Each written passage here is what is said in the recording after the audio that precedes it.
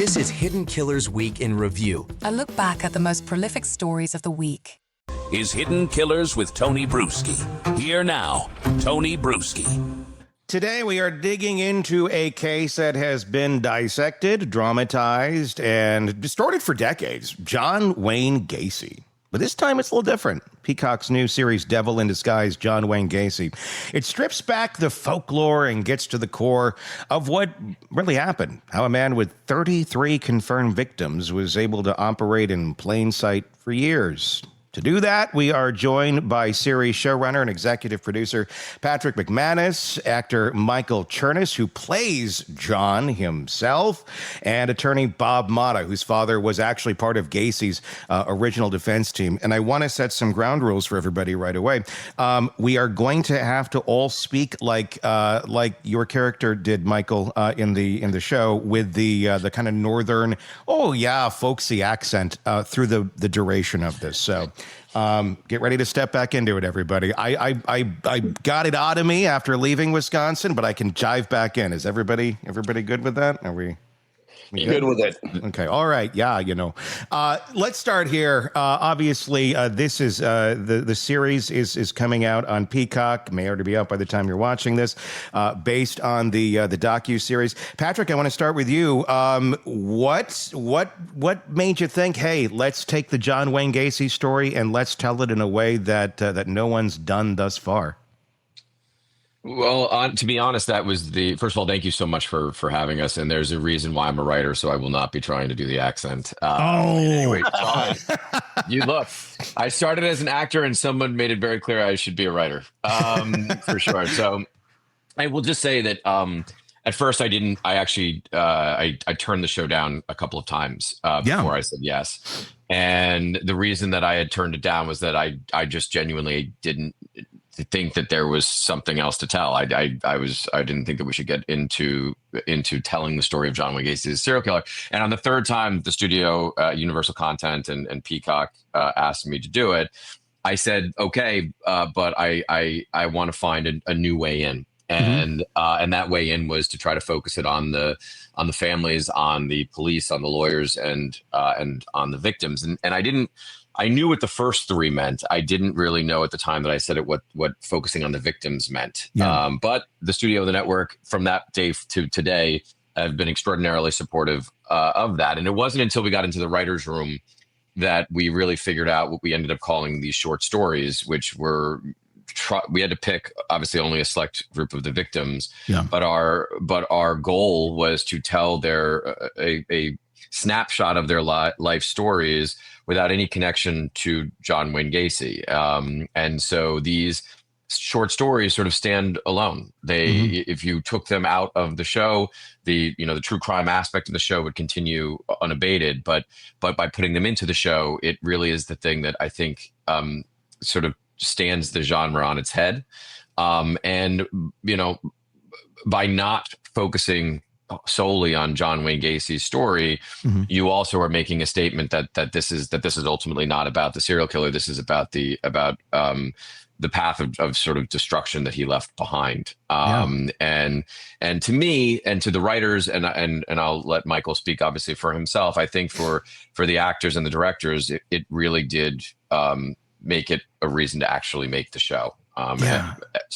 It shows the human. I mean, because it's easy to go to the horror of John Wayne Gacy. I mean, that's what he's a legend now. I mean, it's the lore, it's the horror of it, but there's real human beings behind this. I mean, granted, we're going back many years, and it seems, in our world, I don't know what the cutoff is, but there seems to be some point where, well, if it was that long ago, we start to lose that sense of humanity of who these people really were, of what their lives were like, and what was stolen from these families, through John's horrible, deeds.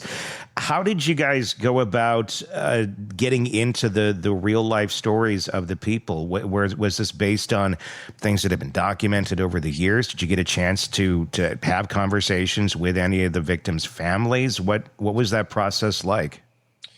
Well, work in reverse, and I'll just say first and foremost, we reached out to all of the family members that we could find, and we reached out via email, by phone, by letter. We sent over 30 letters, trying to make contact with as many as we could. And at the end of the day, we made contact with 5 family members, and it wasn't an attempt to get their blessing. It was really an attempt to just have a conversation, to let them know that this is what was happening. We didn't want them to be taken by surprise. We wanted them to be able to say whatever they wanted to say to us about it. And with all honesty, the response back that we got was a version of good luck. Like we hope, we wish you well. And so at the end of the day, I think for the writers, for the actors, we're just hoping that we didn't let them down. As it relates to the research, it all began with the documentary that was on Peacock. So we had all of the research that NBC News had provided to us. And then I have a personal researcher who's worked with me on a few shows, who really does a very, very deep dive into every nook and cranny of the stories that we are trying to tell.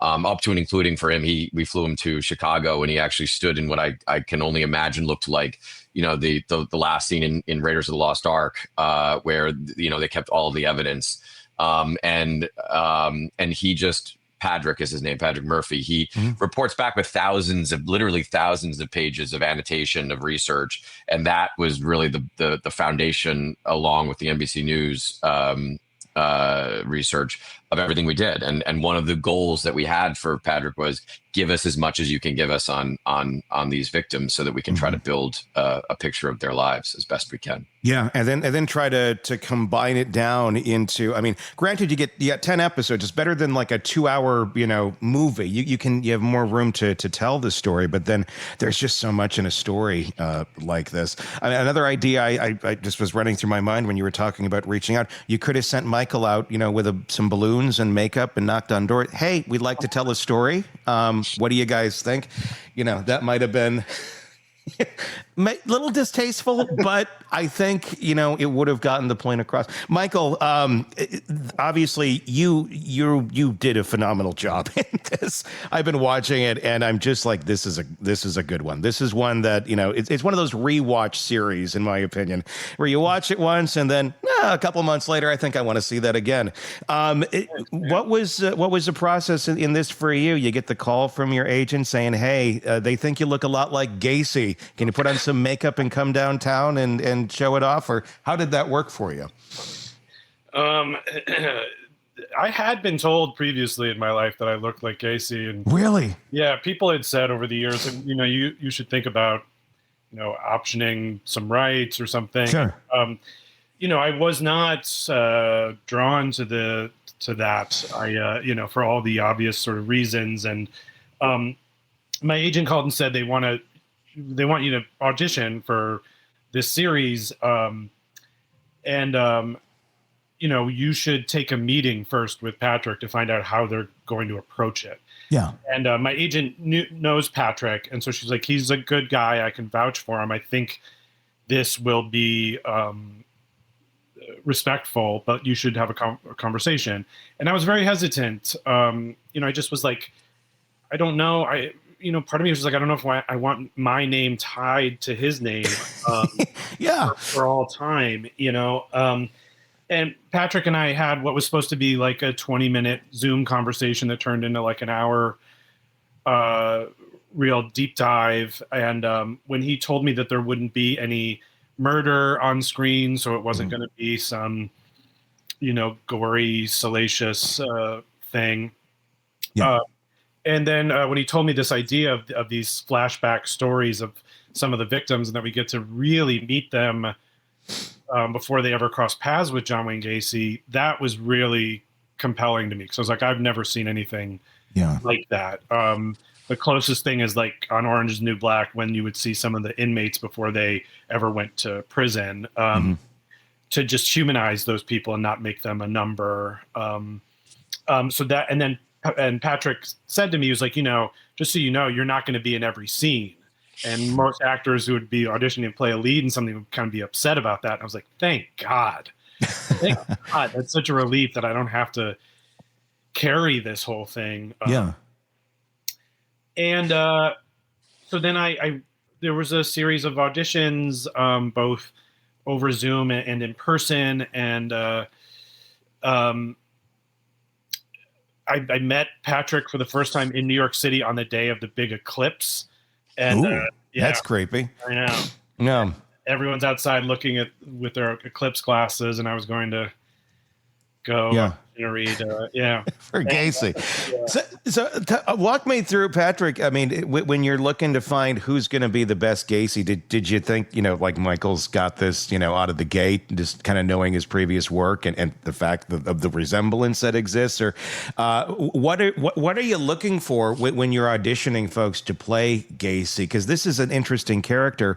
He's dark, he's evil, but he's kind of likable. I mean, that's an interesting one to try and find that balance. How did that process go? So the answer to that is really twofold. I mean, look, Michael's resume and his work speaks for itself. And if you watch anything that he's been in, or if you've seen any theater that he's done, he's got it. Yeah. So quite a bit of the audition process is a little bit like how I think about hiring writers, which is, do I want to hang out with you? Right. Yeah. Like, is this going to be a partnership? Right. Because like so often, I've been doing this for 14 years, running shows. And so often there's like a general approach of like, the actor's over here and you're over here. And I don't appreciate that. I don't agree with that. And for me, working with the actors and treating them like true partners is really, really important. And on this one, it was more important than on any of the other shows that I've ever worked on, because of the subject matter that we were dealing with, and also because of the approach that we're dealing with. So some of it was just, are we going to see eye to eye on the approach, and is that going to work? And within literally like seconds of talking to him, I knew that those boxes were going to be checked. So if you ask me, like, did I know right from the start that it was Michael? The answer to that is yes, so long as he didn't say, put me in every scene, right? Sure, right. And so long as he understood what we were like trying to do, and he just did. And that carried from that day forward. I mean, like, just to go into the partnership thing, there's this also general idea sometimes that you have to treat actors as if they are like some like breakable thing, and that you have to protect them from the unknown things that go on.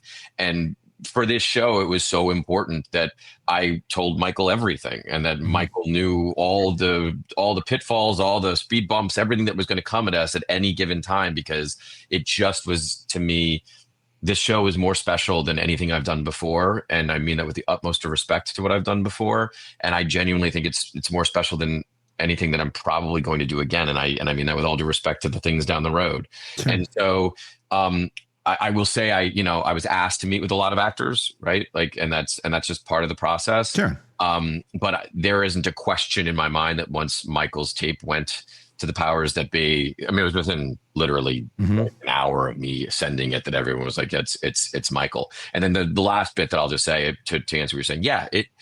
One of the challenges that I had as a writer, one of the challenges that our writers had as writers, one of the challenges I will again let Michael speak for himself, but I think he had the challenge as well, which is that like your instinct when you're dealing with a serial killer is to make them feel like a serial killer.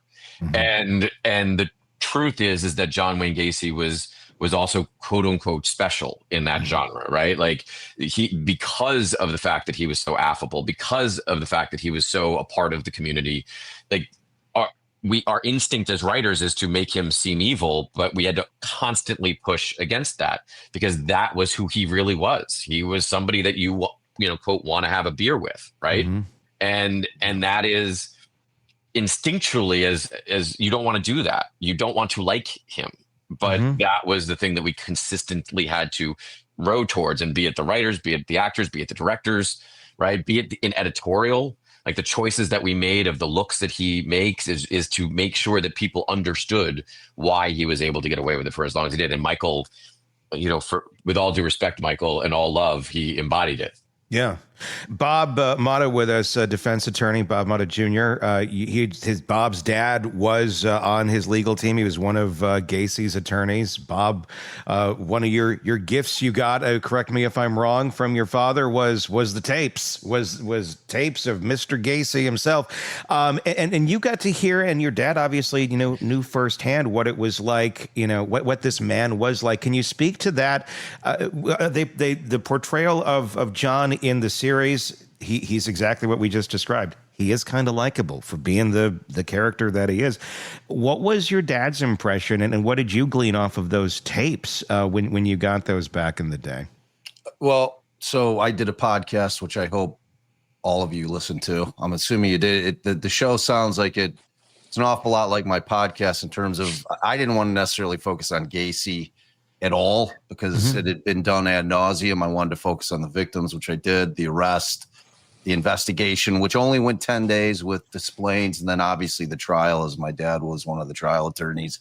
And so I went into the podcast. I'm like, oh man, I'm going to have my father. I've got this is a shoe-in terms of the interviews that I was lining up for that. So I asked my father, the first thing I asked him is, what was your impression of John Wayne Gacy when you first met him? And this is in the podcast. He says to me, Bob, he was an arrogant prick is what he said, which really kind of articulated it in a way that after I listened to the tapes, because I had the tapes for 30 years and never fully listened to them. Because they're that disturbing. And you didn't put them in your car, when you're mixtapes for girlfriends. It's here's Ace of Base, here's Lionel Richie, and here's a little snippet of John. Yeah, no. Oh, you know Ace of Base. Yes. All right. I saw the sign. Skipping in deep. All right. No, I really didn't. Oddly enough, I got him for my 21st birthday, and I'm I'm in my 50s now, so I had him for a long time. It was my friends that had that kind of just morbid interest and curiosity that really wanted to listen to him more than I did. And then, but Michael, I did quite a bit of voice acting in my podcast of trying to get into the mind of Gacy. And it's a scary, weird place to be. So, I can really feel where you're coming from with respect to, you kind of really getting into that character, because to me, and, obviously is that being a weird part of my life since I was 10 years old and really knowing everything about the whole story because of my father's involvement in the case. I was like, man, this dude was the scariest of them all because of everything that Patrick was just talking about. His ability to be this chameleon where he's just so affable and likable. He was I would always say he was kind of like the Norm character in Cheers when he'd walk in the bar. And it was true. He was that guy, to the people that knew him. They really, really liked him and enjoyed him. But he just had that switch that it was always lurking. It was always there. It wasn't like, when it was kill time, whether, when he goes out to troll at 2 a.m. and ends up as kill time is usually early morning hours. It was always lurking, and you saw it most when he kind of, lost sight of what worked for him in terms of being able to operate for so long with Robert Peace, his last victim, where he just kind of, he put it all out there in terms of how he operated. And, it was so evident that it was clear that Rob Peace had been snatched up by Gacy that, he had to have known at that point that he was going to get caught, so it was, yeah, man. Michael, I hope that you were able to listen to the tapes, because hearing him, his callousness, his ability to not have any remorse or thought whatsoever about these kids' lives that he ended was beyond chilling, man. Michael, how did you get into the character for what did you do to get yourself prepared to get in the skin of Gacy, pardon the dark pun there, but to be him and to play him in the unique way that this character needs to be played? Well, first of all, thanks, everyone. Thanks for having me here. I'm so excited that Bob Motta Jr. is here. I said before we started recording, I'm feel like I'm meeting like a little kid meeting a celebrity or something. Because I did listen to the Defense Diaries, the John Gacy tapes a lot. And what an incredible resource that was for me. I know that wasn't the intention in releasing those tapes, but for me, there isn't a ton of, there's hardly any video footage of him. There's really just 2 kind of main interviews, and those are way after he'd already been convicted and been incarcerated for a long time. So to have access to his, not just his speaking voice, but just his mind, for lack of a better word, so shortly after he'd been arrested, that was just, it was an incredible insight.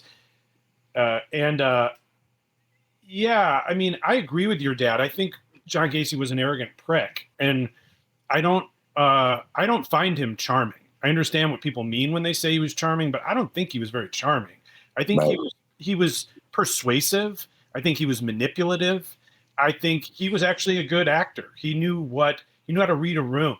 He knew what other people wanted him to be in any moment. So if they needed him to be the jolly joker, happy neighbor, he could do that. If they wanted him to be kind of raunchy, one of the guys, he could do that. If he needed to be kind of the Polish immigrant, blue collar guy, he wore masks. Yeah. Mm-hmm. A clown was just one of those many masks that I think, has been wrongly portrayed in the media, that this idea of the killer clown, that was just like a small part of who he was. It was one of the many clubs and faces that clubs he belonged to and faces that he wore to slip by. He got away with it for so long. He would, make cops feel uncomfortable by talking about homosexuality, and they just like kind of turn the other cheek. Or, so to get into him, I think I thought about it a lot in that way, that there were just these multiple Johns. I mean, he even said it, and there were all these different Gacys, and trying to just think in any given scene, like, which version am I embodying? We knew that we did never want to do like the mustache twirly kind of like evil serial killer thing. That it was more subtle than that. Mm-hmm. But then I was like, I don't know. Early on, I was like, I don't know.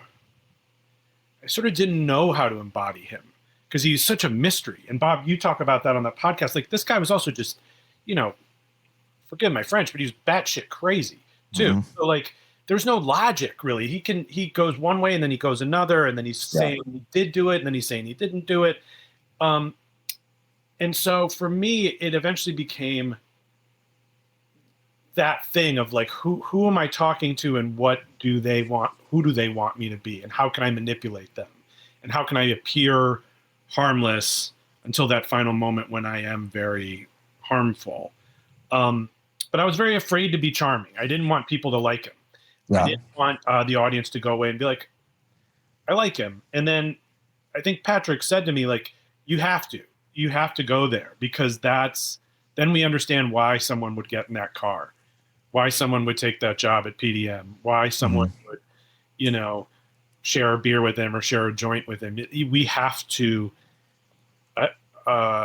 understand that. And as an audience, also kind of experience that of like being drawn in by him and then realizing who he is. Man, I'm really excited to see your performance, man, because I mean, what you were just saying really kind of embodies exactly what he was. And and I've seen, obviously there's been a few movies out, with various different actors, but in terms of what you just said, and I know your chops in terms of your acting skills, because I've seen quite a few things that you've been in, man. I'm really excited to see it, man. I am. I think that it sounds like you guys nailed this thing. I'm excited for you to see it, Bob, because like I was very inspired by your podcast and a number of other, and I know the book, but Boys Enter the House, like like this aspect of the story of just what was lost is really what our show is about, and when people are taken from us in their youth, in their prime, any death is tragic, but it's just it's unconscionable. Like ripping away someone, when they have a summer job, or when they're just bought a car, or they just had their first girlfriend or boyfriend or whatever. Like, it's like kids in high school, kids just out of high school. Like, man, the fact that this guy got the airtime that he got in the 70s and in the 80s and in the 90s it was so wrong. He's an uninteresting, despicable human being. I love that you called him the creep, Bob, that you wouldn't even say his name after a while in the podcast. That really stuck with me. Want more on this case and others? Then press subscribe now and don't miss a moment of true crime coverage from Tony Bruschi and the Hidden Killers podcast.